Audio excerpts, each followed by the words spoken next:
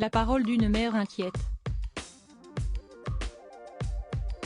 Ce jeudi 11 mai, Julia Foyce était sur le plateau de C'est à vous pour revenir sur son appel à l'aide, diffusé sur les réseaux sociaux il y a quelques jours. Imaginez. Votre gamin fait des crises d'épilepsie, sauf quand il prend du Sabril. Imaginez. Le Sabril est en rupture de stock depuis des semaines et votre boîte est bientôt vide. Imaginez, avait-elle écrit sur Twitter, rongée par la peur de voir son fils de 6 ans, Isaac, être privé de son traitement. Sur France 5, la sœur cadette de Marina Foyce s'est dite folle de rage en pensant que son enfant, mais aussi plusieurs centaines de milliers de personnes seront prochainement en danger à cause d'une pénurie de médicaments, alors qu'on est la 5e puissance mondiale. Si elle n'est pas soignée correctement, cette maladie neurologique, la plus répandue, peut provoquer de graves séquelles. La journaliste de France Inter a notamment évoqué le cas de son fils. Cela bouffe le cerveau, le fatigue, rogne petit à petit, fait que, si ces crises sont répétées, il y a soit un arrêt des apprentissages, soit une régression des apprentissages.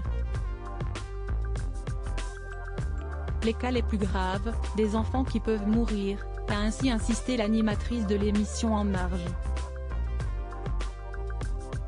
Vu 350 000 fois en 2 jours, le tweet de Julia Foyce a entraîné un véritable élan de solidarité sur le réseau social.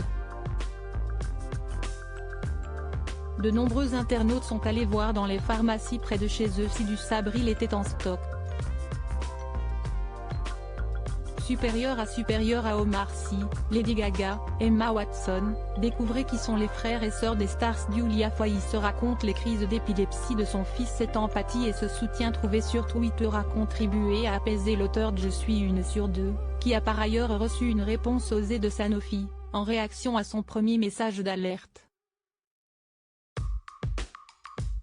Au moment où je tweete, je suis une mère qui voit le stock fondre à vue d'œil et qui n'a pas du tout envie que son gamin fasse des crises, pointe-t-elle avec son franc-parler habituel. Avant de saluer, on tape beaucoup sur les réseaux sociaux mais on oublie beaucoup la solidarité dont ils sont capables.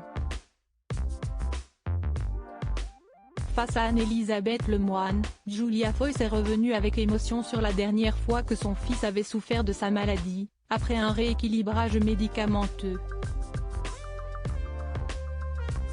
Il y a 6 à 10 semaines pendant lesquelles l'école m'appelait tous les matins ou tous les 2 jours me dire de venir chercher mon fils, s'est-elle souvenue. Vous ne prenez plus de rendez-vous le matin parce que vous savez que si est le matin que ça arrive et vous retrouvez votre gamin étendu au sol. A rapporté l'écrivaine de Point G comme Julia, racontant au passage l'effet de ces crises violentes sur Isaac.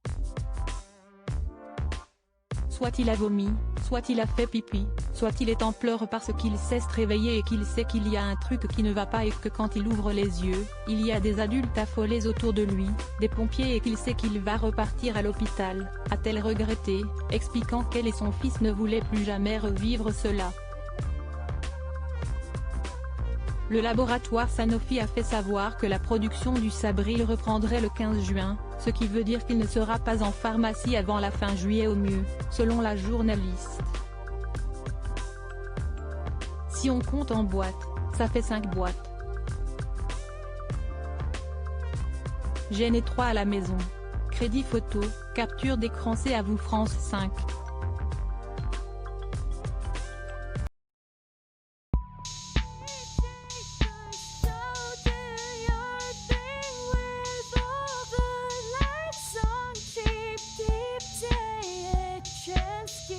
Keep